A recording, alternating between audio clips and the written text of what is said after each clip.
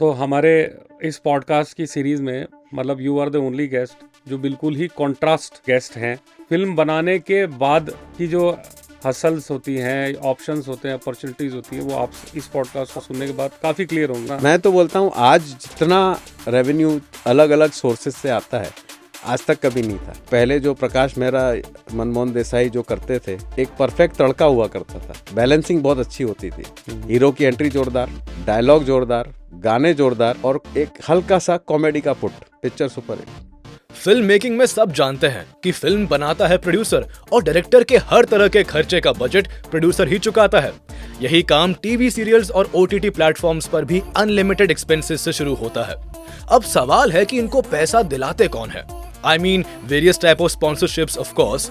इसी को समझाने के लिए हमने आज बुलाया है 33 साल के experience holder, marketing expert mister Vinod Gupta को। इन्होंने मोर देन 1000 फिल्म्स को दूरदर्शन पर टेलीकास्ट करवाया है, बहुत सारे टीवी सीरियल्स मार्केट किए हैं, इंडिया के सारे मेजर प्रोडक्शन हाउसेस के साथ काम किया है और right now he is busy in marketing of in film and out film publicity for 70mm। So let's move on to the podcast. Vinod sir, most welcome to the widecast podcast. हमें खबर लगी कि मुंबई से आप आए हुए हैं, तब मैंने इमीडिएट ऐसा इनविटेशन भेजा कि चलो मिलेंगे तो सही, तो क्यों ना फिल्मों की। Sir it's my honour to be here. ये आपको 33 इयर्स का एक्सपीरियंस है, फिल्म की स्पेशलाइजेशन है, specialisation of advertising and marketing. हाँ जी, हाँ जी। एक बेसिक लेमैन के हिसाब से मैं पूछूं, कुछ ही प्रोडक्शन हाउसेज हैं अभी, एक्टिव प्रोडक्शन हाउसेस कितने हैं? जो एस्टैब्लिश्ड बैनर्स हैं नॉट मोर देन 25 जो रेगुलर पिक्चरें निकालते रहते हैं। बाकी तो हमारी ये एक इकलौती ऐसी इंडस्ट्री है जो आपको ताज्जुब होगा कि जिसका फेलियर रेशियो 90% है और फिर भी दिन दूनी रात चौगनी तरक्की कर रहा है। Failure ratio 90%। ऐसा कहते हैं कि रेलवे के बाद सबसे ज़्यादा एम्प्लॉयमेंट जनरेशन वाली ये फिल्म बिल्कुल बिल्कुल बिल्कुल। अगर कोई एक फिल्म बनती है तो सैकड़ों लोगों का परिवार जो है चल जाता है उससे। और आजकल अगर समझिए, अगर कोई बड़ा गाना कोई बड़ा प्रोड्यूसर डायरेक्टर कर रहा है तो एक गाने में हजार डांसर आते हैं। बिल्कुल बिल्कुल। अब तो ग्रैंडर बहुत बढ़ गया है। हाँ जी। और अब मुंबई के अलावा तो अब साउथ की इंडस्ट्री इतनी बूम ऑलरेडी कर ही रही है, सामने है सबके। तो आपके इन 33 सालों के एक्सपीरियंस में मतलब you must have come across with many kind of marketing, तो उसमें किस तरह से आपने स्टार्ट किया वो थोड़ा सा आप बताओ। अभी तो काफ़ी ज़मीन आसमान का बदलाव आ गया। 30 साल 3 डिकेड हो गए। हाँ। ज़मीन आसमान का बदलाव आ गया। पहले एक बेसिक स्ट्रक्चर था, एक सेट फार्मूला था जिसके हिसाब से सारा होता था। एक लिमिटेड राइट्स बिका करते थे, आपको पता है कि ये बेचना है, यहाँ से पैसे आने, बात ख़त्म। अब तो इतने सारे एवेन्यूज़ हैं, इतने जगह से पैसा आता है कि समझ में नहीं आता कि कहाँ से राइट जनरेट हो रहा है। पहले बेसिकली आई थिंक खाली जो थिएट्रिकल रिलीज होती थी उस थिएट्रिकल है, ओवरसीज है, म्यूजिक है, ये 3-4 मेजर डिपार्टमेंट हुआ करते थे जहाँ से पैसा आता था। छोटी फिल्मों के लिए भी आता था म्यूजिक से पहले अगर आपकी कंटेंट अच्छी है तो छोटी फिल्में भी अच्छा बिजनेस करती थी। आज भी कंटेंट, आज तो मेन कंटेंट है, लेकिन अनफॉर्चुनेटली जो है हमारी इंडस्ट्री उस पर अभी भी फोकस नहीं कर रही है। आपका कोर एरिया जिसमें सबसे ज़्यादा आपको मज़ा आया हो काम करने में? मज़ा तो देखिए, लेजेंड्स के साथ काम करने में जो मज़ा आया वो किसी के साथ नहीं आया। एक पैशन था, एक दीवानापन था और उनसे जो सीखने मिलता था वो कमाल था। जैसे मैंने BR चोपड़ा साहब के साथ महाभारत की मार्केटिंग की थी, तब उनके साथ जो उनके मैं अनुभव सुनता था। आपको एक इंसिडेंट बताता हूँ कि नया दौर का उन्होंने मुझे किस्सा सुनाया था कि नया दौर की उन्होंने कहानी नरेट की थी दिलीप साहब को अपने घर पे। और उन्होंने जब वो कहानी सुनी तो बोले कि मुझे अभी आप इसी समय साइन करिए। अच्छा। तो बोले अभी तो मैं घर पे हूँ, मेरे पास मतलब कोई चेकबुक नहीं, कुछ नहीं। बोला 1 रुपया दीजिए। और 1 रुपये लेके बोले अब मैं मतलब मेरा पक्का हो गया कि मैं फिल्म कर रहा हूँ। तो ये पैशन आज कहाँ है? आज 1 रुपये में कौन फिल्म साइन करेगा? नहीं करेगा, कोई भी नहीं करेगा। आज तो पहले बैंक स्टेटमेंट देखते हैं प्रोड्यूसर का, उसके बाद वो नरेशन होता है। कंटेंट तो कोई सुनता ही नहीं, पहले फाइनेंशियल पोजीशन देखते हैं कि ये पिक्चर कितने करोड़ की बनाएगा, इसके पीछे बैकिंग कौन है, प्रोडक्शन हाउस कौन सा है। वही रीजन है कि अच्छा कंटेंट तो कोई बनाना भी चाहे तो पहुंच नहीं तो पा रहा। वो पैशन मिसिंग है। हम्म हम्म यश जी का जो पैशन था, हम्म राज कपूर का जो पैशन था, या मनोज जी का जो पैशन था, फिरोज खान साहब जो ग्रेंजर के जो दिल से जो पिक्चर बनाते थे, तो वो खत्म हो गया। अभी वो फैक्ट्री सिस्टम हो गया है। हर 3-4 महीने में एक पिक्चर बाहर निकालनी है। रोटेशन का धंधा है अभी, रोटेशन का। रोटेशन का। अब वो दिल वाली बात नहीं। तो दूरदर्शन में भी आपने बहुत सारा काम, आई थिंक मोर देन 1000 हाँ, मैंने एपिसोड्स फिल्म्स की हैं। 1000 से ज़्यादा फिल्में दूरदर्शन पे मैंने टेलीकास्ट और मार्केटिंग की है।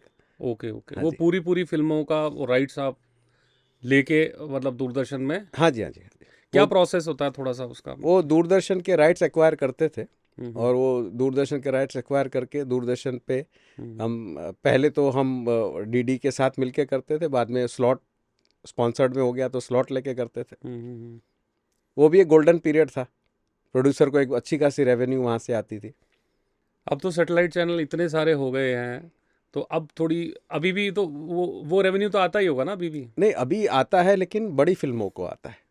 छोटी फिल्मों को नहीं छोटी पूछते? फिल्मों आज जो है सप्लाई बहुत ज़्यादा है हम्म और डिमांड उतनी है नहीं।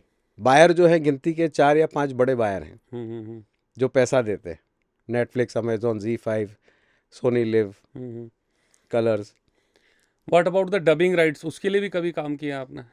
हाँ, डबिंग राइट्स हमने कई साउथ की, जो मतलब जब ये आज तो बहुत टॉप लेवल पे है। जब इनिशियल स्टार्ट हुआ था तो पहली हमने चिरंजीवी की फिल्म बॉम्बे में लगाई थी डब करके, वहाँ से ये ट्रेंड चालू हुआ। और कोई ऐसा किस्सा जो आपको लगता हो कि भाई बड़ा मोटिवेट किया हो आपको? ऐसे तो मतलब आज 30 साल में किस्से ही किस्से हैं, फिर और भी? इतने इतने बड़े लोगों के साथ, गुणी लोगों के साथ काम किया, और बहुत कुछ सीखने मिला इनके साथ।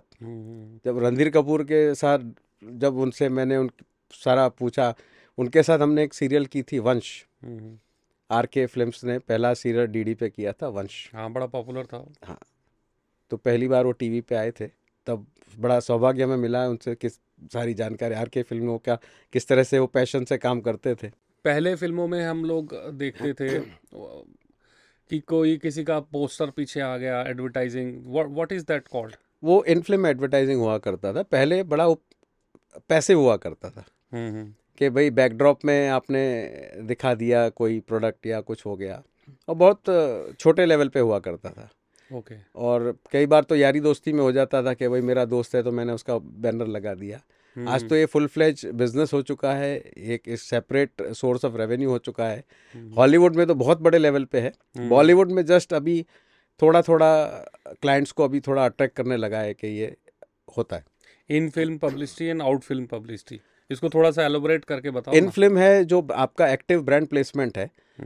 जैसे अभी आपको एग्जांपल दूं कि सिंघम पिक्चर में अगर आपने देखा हो, अजय देवगन साहब जो है अपनी वर्दी उतारते हैं मारा मारी करने के लिए, और बनियान पहन रखी है, और रूपा की बनियान है। ओके। तो वहाँ पे आपने एक क्लोजअप ले लिया रूपा का, लोगों को मैसेज चला गया, और एक वो बड़ा साइलेंट एडवर्टाइजिंग है। आपने कुछ कहा नहीं लेकिन लोगों ने समझ लिया कि ये अजय देवगन अगर इसको पहन रहा है तो प्रोडक्ट में दम है। प्रोडक्ट में दम, बोलने की जरूरत नहीं है, विजुअल से काम हो जाता बोलने है। की जरूरत नहीं है। हाँ। और अभी रिसेंटली इन फिल्म किसी कौन सी फिल्म में की थी आपने? अभी काफ़ी फिल्मों में हम कर रहे हैं। अब जैसे बागबान पिक्चर में बच्चन साहब जो है वो बैंक मैनेजर हैं। तो बैंक मैनेजर है तो एक्चुअल बैंक यूज़ की थी ICICI बैंक। ओके। तो वो बड़ा ऑथेंटिक लगता है, ब्रांड को भी पब्लिसिटी मिल जाती है, और रियलिस्टिक लगता है। तो उस केस में तो स्पॉन्सरशिप अमाउंट खूब लिया होगा। हाँ, मतलब वो फिगर्स तो डिस्क्लोज नहीं कर सकते, हाँ। बट अगर क्लाइंट को बेनिफिट मिल रहा है तो डेफिनेटली वो ही is ready to spend money. इसमें मतलब स्पॉन्सरशिप जो इन फिल्म या आउट फिल्म में भी डिटेल में भी बात करूंगा मैं, इन फिल्म में जो स्पॉन्सरशिप आती है तो उसको क्या पैरामीटर रहता है, मतलब कि हाँ क्या एक्स अमाउंट आप कोट करते हो ले जाने के लिए? नहीं, ये देखिए, ये film to film, project to project differ करता है। अगर सलमान भाई काम कर रहे हैं तो वो अमाउंट डेफिनेटली दूसरा होगा। कोई छोटा एक्टर है तो डेफिनेटली उसका अमाउंट दूसरा होगा। उसमें आर्टिस्ट कौन इन्वॉल्व है, वो डायरेक्टली प्रोडक्ट यूज़ कर रहा है क्या, ड्यूरेशन कितनी है सीन की, और उसके बाद अगर वो अपने मुंह से कुछ बोल रहा है उसके बारे में, तो उसका एक एडिशनल वो हो जाता है कि वो डायरेक्ट एंडोर्समेंट कर रहा है वो। क्योंकि apart from the release, theatrical release के अलावा भी तो उसके होता रहता है यूज़, मतलब वीडियो इन डिमांड, ओटीटी, और अलग से भी। नहीं, वो तो देखिए उसकी जो आपने अगर इन फिल्म कर दी किसी फिल्म के अंदर, हम्म तो वो इन फिल्म आपका लाइफ टाइम है, हम्म उसकी शेल्फ वैल्यू जो है वो लाइफ टाइम है। अगर आपके बच्चे भी जब वो कभी आगे फ्यूचर में वो पिक्चर देखेंगे तो आपका प्रोडक्ट वहाँ नजर आएगा नजर उधर। आएगा। तो उसके तो बेनिफिट तो इतने के कोई उसका हिसाब नहीं। मैं अभी भी कोई वो गाना देख रहा था, उसमें कोका कोला का कोई पुराना वाला, पहले तो फ्लैक्स चलते नहीं थे, हाँ, तो वो पोस्टर कोका कोला का भी था, अभी कोलगेट जैसे का भी यूज़ हुआ घई हुआ साहब था। की पिक्चर आई थी 1982-83 में, हीरो हम्म जैकी श्रॉफ साहब थे उसमें। हम्म। तो उसमें जो उन्होंने हीरो का ही पूरा यूज़ किया हुआ है। ओके, हीरो मोटरसाइकिल क्या? हाँ जी, हाँ जी। Okay okay okay, very good. और how different is out film publicity? Out of film, in film तो हो गया जब पिक्चर बन रही है, hmm it is when film is made, during the shooting आप उसमें कर रहे हैं। हम्म एक होता है आउट ऑफ फिल्म ब्रांडिंग, जो आपके फिल्म ख़त्म होने के बाद जो आपकी हम्म पब्लिसिटी होती है, उसमें स्पॉन्सरशिप्स जो है वो एंडोर्समेंट आते हैं। जैसे प्रेस का हो गया, आउटडोर हो गया, इलेक्ट्रॉनिक हो गया। हम्म तो इस अब तो डिजिटल भी आ गया, डिजिटल में भी एंडोर्समेंट आ गए हैं हम्म। कि अगर मेन लीड ने आपको बाइट दे दी तो बाइट की बहुत वैल्यू है। बाइट की वैल्यू है। मुझे ध्यान है राजस्थान पत्रिका ने कुछ वो शायद आउट फिल्म ही थी, इसके लिए की थी, तो हिच की फिल्म के लिए की थी, और एक ये प्रकाश झा की दूसरी फिल्म और थी, उनके लिए की थी। वो एक एड में ही डायरेक्ट करके आया था, अच्छा हिचकी अच्छा वाला अच्छा। उनका। रानी मुखर्जी आई हुई थी उनके, वैसे भी उनका एफएम स्टेशन है, तो एफएम पे नॉर्मली विजिट करते ही हैं फिल्म पब्लिसिटी के लिए, तो वो एक छोटा ऐड था। और इसमें क्या है, दोनों को फ़ायदा है। हम्म, ऐसा नहीं कि सिर्फ प्रोड्यूसर को या जो ब्रांड है उसको फ़ायदा है, दोनों को फ़ायदा है।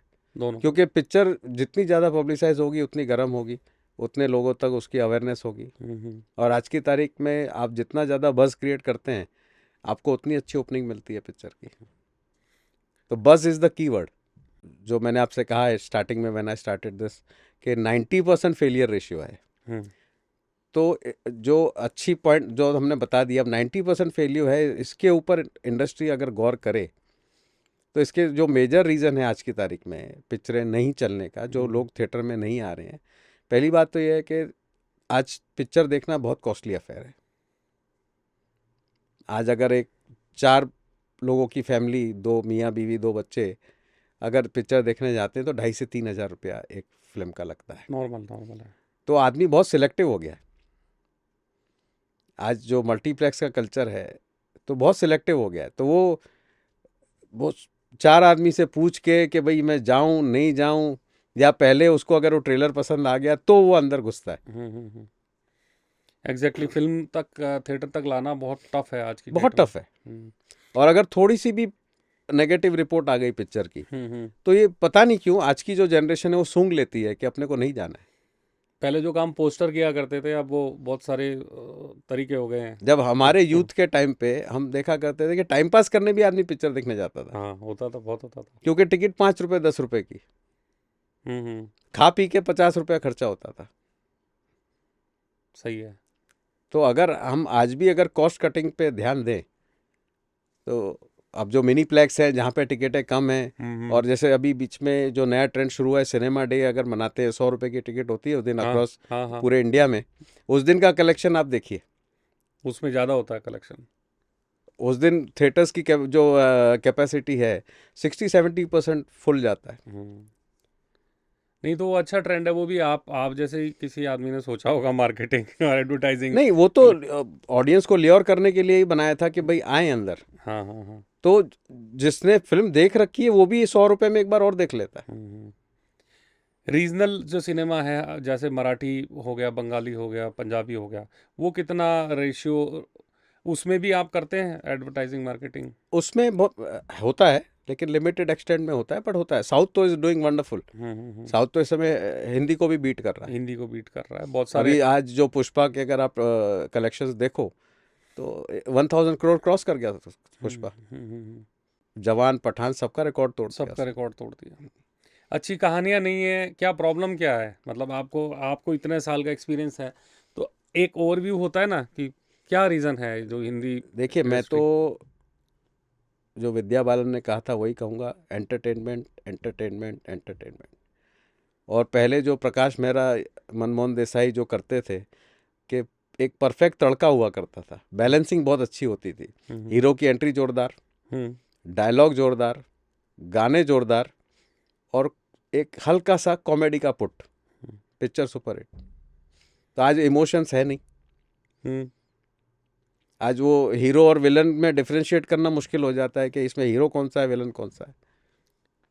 हीरो भी नेगेटिव शेड कर रहा है। हीरो भी कर रहा है, बिल्कुल। बहुत सारी पहले फिल्मों में, क्लियर हाँ। कट होता था कि ये प्रेम चोपड़ा करेगा, हम्म। ये रंजीत करेगा, अजीत साहब करेंगे, प्राण साहब करेंगे। तो हम समझ जाते थे कि राजेश खन्ना ये हीरो है, प्रेम चोपड़ा ये विलन है। अब एक्चुअली मुझे लगता है कि negative shade of the hero, उसको वो भी लोग इंस्पायर होते हैं बहुत उससे, जैसे एनिमल में था। नहीं, पर वो ट्रेंड सेटिंग नहीं है। हाँ। One out of the blue एक कोई पिक्चर आपकी निकल गई, हम्म। लेकिन हर पिक्चर वैसे नहीं चलेगी। हीरो को एक पॉजिटिव इमेज में दिखाना ही और आज पड़ेगा। जो माहौल है, जो हर कोई स्ट्रेस में है, वो स्ट्रेस जो है वो रिलीव करने जा रहा है थिएटर में, और वहाँ से और स्ट्रेस लेके आ रहा है। तो ऐसी फिल्में वो क्यों देखेगा? वही रीज़न है कि पुष्पा जैसी फिल्म या केजीएफ वाली, उसमें आज जो साउथ की हाँ, फिल्में हिट हो हाँ, रही है, तो वो उसको कुछ अलग मिल रहा है हिंदी ऑडियंस को। हाँ, उन्होंने वैसा एक्शन देखा नहीं, हाँ। उनकी स्टोरी अलग नॉवेल्टी होती है, सिंपल स्टोरी होती है, हाँ। प्रेजेंटेशन एकदम अलग प्रेजेंटेशन भारी होता है, होता है। मेलोड्रामा होता है। एक दुबला पतला हीरो जो है 20-25 लोगों को पीट देता है, लेकिन मजा आ रहा है हिंदी ऑडियंस वो को। देखने में मज़ा आ रहा है। सही है। लेकिन वो उसका मेन ही कारण है प्रेजेंटेशन। तो हाँ। मैंने प्रकाश मेहरा जी से एक बार पूछा था कि प्रकाश जी, मतलब ये आपका फॉर्मूला क्या था? मतलब आपने जो इतनी लाइन से और बड़ी ब्लॉकबस्टर, मतलब आज भी जो है वो लैंडमार्क पिक्चरें हैं। जंजीर से तो बच्चन साहब को एस्टेब्लिश कर दिया उन्होंने। तो बोले, मैं एक ही चीज़ पे ध्यान देता था, वो है कि पहली तो हीरो की एंट्री ऐसी हो कि ताली पीटे, और दूसरा म्यूज़िक में बहुत, तीसरा डायलॉग।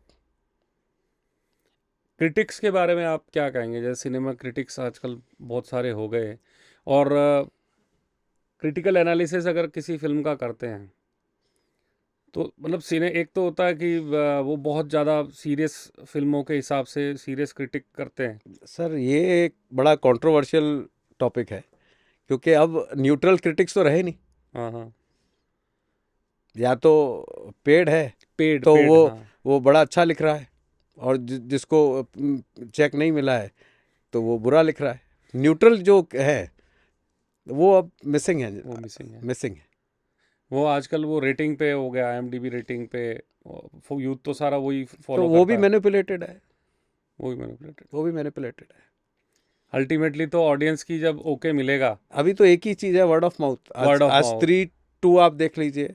अगर बाहर आके जो नेक्स्ट शो वाले को अगर आदमी बोल रहा है कि बहुत मज़ा आ गया, तो समझ लीजिए कि वो आग की तरह फैल जाता है। पहले भी वही वर्ड ऑफ माउथ से वर्ड चलता ऑफ था, माउथ से चलता और था। अभी भी वही है प्रैक्टिकली, तो ये अगर देखो। आपको याद हो तो 1975 में जब शोले रिलीज हुई थी, तो इनिशियली बहुत ठंडा रिस्पांस था पिक्चर को, बहुत ठंडा रिस्पांस था। बिल्कुल बिल्कुल, ध्यान है मुझे। और उसके बाद जब उसके डायलॉग्स लोगों ने बोलना शुरू किया, तो वो ऐसा हुआ कि फिर वो उतरी नहीं थिएटर में से। जबकि शोले भी तो रीमेक ही है, वो किसी उसका इन्फ्लुएंस है कोई उसका। नहीं, वो ठीक है, वो तो चलिए, अगर हॉलीवुड की फिल्म जाने दीजिए, तो मेरा गांव मेरा देश से हाईली इंस्पायर्ड है वो। एक आपने बात की थी किस प्रोड्यूसर के साथ, कि वो बिना दिमाग लगाए अगर करते हैं तो फिल्म हिट वो जाती है। मैं वो किस्सा बताइए। वो BR इशारा साहब बाबूदा की है। तो हमारी चर्चा हो रही थी कि बाबूदा, आपने इतनी पिक्चर बनाई और बाद में फिर फ्लॉप भी आपकी कई पिक्चरें हुई। तो उन्होंने बड़ा अच्छा मुझे बोला कि मैं एक मंत्र आपको देता हूँ कि आदमी जो है वो कमाता नसीब से है और गंवाता दिमाग से है। तो मैंने जब चेतना हिट होने के बाद अपने दिमाग से पिक्चरें बनाने शुरू की, तो सब पिट गई। और इंडस्ट्री का तो पता नहीं, ये इंडस्ट्री लक फैक्टर बहुत बड़ी बात है, क्योंकि यश जी ने भी कहा था एक बार कि क्या चलता है क्या नहीं चलता है ये कोई नहीं बता सकता। इनफैक्ट वो भी एक थोड़े कुछ बात में आप भी ये यश राज जी की पूरी बात बता रहे थे ना, वो एलोबरेट करके बताओ ना एक बार। नहीं, ऐसे बी आर चोपड़ा मैंने आपको कहा कि हाँ। जो पैशन से वो जो फिल्में बनाते थे, हाँ हाँ। तो उनके दिमाग में कहीं ऐसा नहीं रहता था कि मुझे मतलब ये हिट करनी है, इससे कुछ कमा। उनके दिमाग में कोई सब्जेक्ट है और मुझे ऐसा बनाना है, तो उनको उनका एक ही टारगेट होता था कि मुझे ऐसी पिक्चर बनानी है, वो जो होगा देखी जाएगी। हाँ, तो प्रोड्यूसर तो वो वैसे ही बेसिकली सब कुछ दांव पे लगा के फिल्में बनाई है लोगों ने, तभी वो हिट हुई है चीज़ें। अब जैसे मेरा नाम जोकर में सब कुछ दाव पे लगा दिया था राज साहब ने। हाँ, लेकिन वो चली लेट। लेट तो नहीं चली, लेकिन मतलब काफ़ी डैमेज कर दिया था। लेकिन उसके बाद उनको रियलाइज़ हुआ, उन्होंने सेल्फ असेसमेंट किया, वो पर्दे के पीछे आ गए उसके बाद वो। थिएट्रिकल रिलीज ओवर ओटीटी, उसको कहाँ आप रेट करोगे? मतलब would you like to work on OTT, या ओटीटी में इन फिल्म पब्लिसिटी वगैरह होती है? वो अभी धीरे अब स्टार्ट हो रही है ओटीटी में भी, क्योंकि ओटीटी आज आज बहुत बड़ा मीडियम है और नई जनरेशन तो ओटीटी को बहुत ब्लाइंडली फॉलो करती है। और आज देखिए हीरा मंडी जैसा इतना महंगा प्रोजेक्ट जो है ओटीटी पे आ रहा है। हॉलीवुड में तो खैर इतनी महंगी महंगी चीज़ें बनती हैं, लॉर्ड ऑफ द रिंग्स वगैरह सब, आप देखिए हाँ, वो उनका तो जो शुरुआत बजट तो है। वही थी असल में तो वो जो आप वो ओटीटी पे, अब हैरी पॉटर आ रही है ओटीटी पे, मतलब नया वर्जन, तो ये तो एक बहुत ही मतलब शायद थिएटर को भी एक बार पीछे छोड़ दे। बिल्कुल। तो how do you sum up this, अभी जो टाइम चल रहा है, इस समय को आप किस तरह से अपने एडवर्टाइजिंग और मार्केटिंग के हिसाब से देखो? आपने बहुत सारी मार्केटिंग बहुत तरह की है, जैसे जैसे ट्रेंड चला हाँ जी, हाँ जी, हाँ जी। आपने वो सब किया। तो अभी का प्रेजेंट स्टेटस को आपको क्या लगता है, मतलब आगे और कितना? मैं तो बोलता हूँ आज जितना रेवेन्यू अलग अलग सोर्सेज से आता है, आज तक कभी नहीं था। तो आज सारा फोकस जो है कंटेंट का है। अगर आपका कंटेंट अच्छा है तो डेफिनेटली आपका वो चीज़ चलेगी, 100% चलेगी। अभी आपने वो देखी होगी आयुष्मान खुराना की बधाई हो। अब देखिए वो कितनी सिंपल फिल्म है, ऋषिदा टाइप की पिक्चर थी वो, और वो लोगों को छू गई। बिल्कुल बिल्कुल। तनु वेड्स मनु आप देखिए, ये जो छोटे शहरों को फोकस में रख के उनकी पृष्ठभूमि में उनके कैरेक्टर्स को लेके जो पिक्चरें बन रही हैं, बहुत अच्छा बिजनेस कर रही हैं। एक आदमी जिसको कनेक्ट करे, ऋषिदा की फिल्मों से हम कनेक्ट करते थे कि ये तो मेरा चाचा है, या ऐसे हमारे घर के लोग हैं। बॉलीवुड में जो बहुत ज़्यादा ट्रेंड ये हो गया था कि भी ग्लैमर ग्लैमर ग्लैमर, अभी क्लब कल्चर। अभी देखिए हाँ। कंटेंट पे मैं राजेश खन्ना साहब का एक आपको वो देना चाहूँगा कि काका ने जब बावर्ची का वो सुना, तो उस टाइम पे वो अपने पीक पे थे स्टारडम के। और आप बावर्ची दोबारा देखिए, आप देखिए कि वो उस पिक्चर में काका जो है पूरी पिक्चर में एक ड्रेस में है। जो सुपरस्टार है, जिसका डंका बज रहा है, जिसकी मतलब फिल्में गोल्डन प्लेटिनम जुबली हो रही हैं, वो एक नौकर का रोल कर रहा है। उसके अपोजिट कोई हीरोइन नहीं है जो कि रोमांस का किंग है। उनके ऊपर कोई रोमांटिक गाना नहीं है, और तो भी सुपर हिट थी नहीं फिल्म। सुपर हिट नहीं, पर उनकी जो चॉइस है वो देखिए कि उन्होंने वो पिक्चर उनसे कहा मैं करूंगा ये पिक्चर। आज तो हिम्मत ही नहीं करेगा। उन्होंने ऋषिदा ने कहा कि नौकर है, मतलब इसमें कुछ भी तेरे, तो बोले नहीं मैं ही करूंगा इसको। और बेंचमार्क सेट किया उसने। Sir one of the finest movie, आज भी लोग देखते हैं तो बड़ा इमोशनल हो जाते हैं उसको। उसके जो गुलजार साहब के आप डायलॉग सुनिए उसके अंदर। आप भी थोड़ा सेलेक्टिव होते हैं क्या कि कोई फिल्म जैसे आती है कि इसमें करना है फिल्म, इन फिल्म पब्लिसिटी, या इसकी एडवर्टाइजिंग करनी है नहीं करनी? नहीं हम तो देखिए या अनबायस्ड होके आप? नहीं अनबायस्ड नहीं, हम तो हमारा टोटल काम जो है कमर्शियल है। हमको आपसे कंटेंट लेके स्पॉन्सर्स को पिच करना है, तो हम तो सेटअप देखते हैं। ओके। कि हीरो कौन है, बनाने वाला कौन है, और इसमें सबसे इम्पोर्टेंट है कि अगर इस्टेब्लिश बैनर है तो डेफिनेटली पिक्चर बनेगी। कई बार ऐसा होता है कि न्यू कमर होते हैं, पिक्चर आधे में अटक जाती है, तो क्लाइंट जो है फिर बड़ा नाराज़ हो जाता है वो, या एडिट में सीन कट गया। हाँ, तो डेफिनेटली हम लोग वो देखते हैं कि पूरा सेटअप कितना अच्छा मजबूत है। There are always ifs and buts कि जब तक पूरी नहीं हो जाती, इन फिल्म में तो कम से कम यही है। हाँ, पर अगर जो रेगुलर अपने मेकर्स हैं तो वहाँ कोई दिक्कत नहीं आती। अभी तो सब कॉर्पोरेट सिस्टम हो गया है, तो they have a very competitive team जो पूरा देखती है सारा।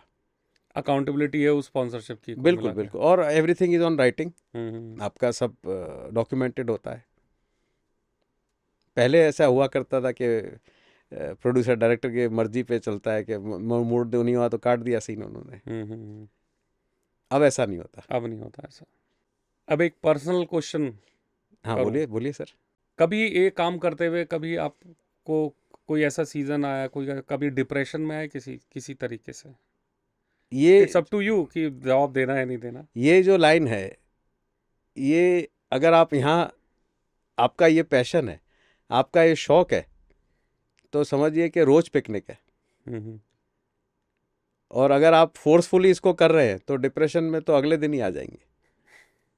सही है। तो हमने तो एक एक पल एंजॉय किया है, और अब ऊपर वाले को धन्यवाद देते हैं कि हमको इस लाइन में भेजा उन्होंने। जबकि बेसिकली मैं इस लाइन का नहीं हूँ, मैंने पढ़ाई कुछ और की थी, एक्सीडेंटली इस लाइन में आ गया, और तब से आज तक। क्या था आपका फैकल्टी बेसिकली? मैंने टेक्सटाइल मैनेजमेंट किया था, ओके और मेरी जॉब भी थी सेंट्रल गवर्नमेंट में। ओके, वो छोड़ के आप वो छोड़ के मैं एक किसी दोस्त के साथ ऐसे शौकिया किया, और मुझे वो। अब ये अगर पर्सनलाइज क्वेश्चन नहीं पूछता मैं तो ये बैकग्राउंड तो मुझे पता ही नहीं लगता है। तो मैंने टेक्सटाइल मैनेजमेंट किया था, और फिर जैसे अगर बम्बैया भाषा में कहूँ तो वो फिल्मों का कीड़ा काट लिया मुझे।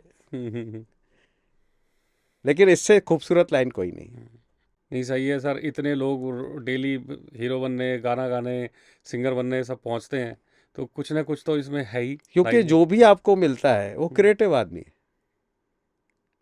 कुछ ना कुछ टैलेंट और लेके घूम रहा आपको है। रोज कुछ नया मिलता है। हम्म। एक आपका वो रूटीन बिजनेस नहीं है ये कि डेस्क जॉब है, सुबह 9 से 6 आप कर रहे हो, दिमाग पक रहा है, कुछ नहीं। ठीक है, अब हार्डशिप्स हैं, उसमें कोई वो नहीं है, लेकिन वो अलग तरह की हार्डशिप्स है।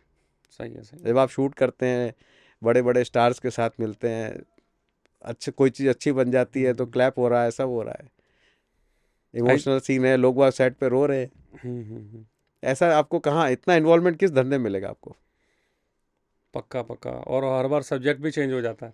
हाँ, हर फिल्म नई के फिल्म, सब्जेक्ट के हिसाब से हर सब नई चीज़ फिल्म अलग के ही साथ होती है। अलग ही होता है। और सेट पे तो, अब शूट पे आपने भी देखा होगा कि जिस तरह का माहौल होता है। बिल्कुल बिल्कुल, करते भी हैं सर शूट, और माहौल भी सारा रहता है। बिल्कुल सर। तो हमारे इस पॉडकास्ट की सीरीज़ में मतलब you are the only guest जो बिल्कुल ही कॉन्ट्रास्ट फिल्म मतलब गेस्ट हैं। और आई थिंक हमारी ऑडियंस को बड़ा मज़ा आएगा, इंस्पायर होंगे, और इन डेप्थ जो फिल्म बनाने के बाद की जो हसल्स होती हैं, ऑप्शंस होते हैं, अपॉर्चुनिटीज़ होती हैं, वो आप इस पॉडकास्ट को सुनने के बाद काफ़ी क्लियर होंगे। अब जो यूथ इस लाइन को ज्वाइन कर रहा है वो बहुत हाईली क्वालिफाइड है, हाईली फोकस्ड है, और मतलब हमारे टाइम से आज ज़्यादा प्रोग्रेसिव है। बस एक ही चीज़ लैकिंग है, पैशन। अगर वो पैशन आ जाए, अगर वो कमर्शियल एंगल को साइड में करके पैशन को फ्रंट में कर दे, तो इससे खूबसूरत लाइन कोई नहीं है। सही है। I would like the new youth to join this industry. और आज के जो बच्चे कमाल करने से झंडे गाड़ रहे हैं। डेफिनेटली ये पॉडकास्ट काफ़ी इंस्पिरेशनल रहेगा, स्पेशली फिल्म लाइन वालों के लिए, कि भी क्या चीज़ इन डेप्थ है इसमें। Thank you sir, thank you so much. Thank you very much sir, thank you very much.